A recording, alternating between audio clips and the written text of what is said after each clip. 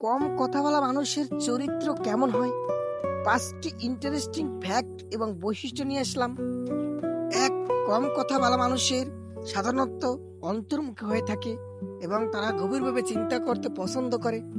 তারা কথার চেয়ে কাজের মাধ্যমে তাদের ভাবনা প্রকাশ করতে পারে। ২. এই ধরনের মানুষেরা ভালো শ্রোতা হয়।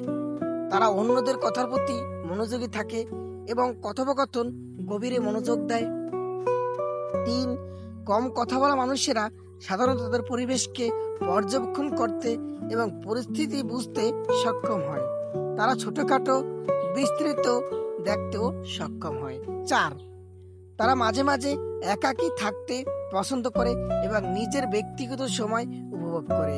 তারা সামাজিক যোগাযোগের চেয়েও একাকিত্বকে স্বাচ্ছন্দ্য বোধ করতে পারে। ৫. তারা কথা বলার সময় খুবই চিন্তাশীল থাকে এবং তাদের কথার প্রতিটি শব্দ খুব ভালোভাবে নির্বাচিত হয়।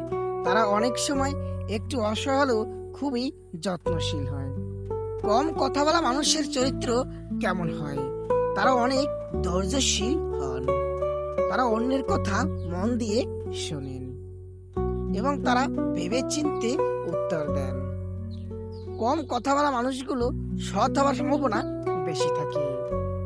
এরা খুব একটা অন্যকে বিরক্ত করে না বা কষ্ট দেন না।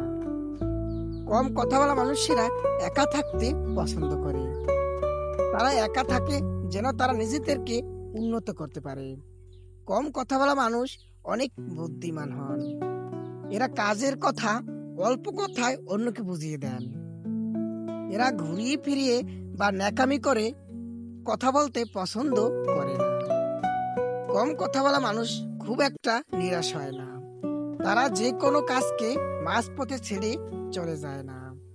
ধৈর্যের সাথে সেটি সম্পন্ন করার চেষ্টা করেন। এই ছিল আজকের ভিডিও। কম কথা মানুষের চরিত্র কেমন হয়ে থাকে।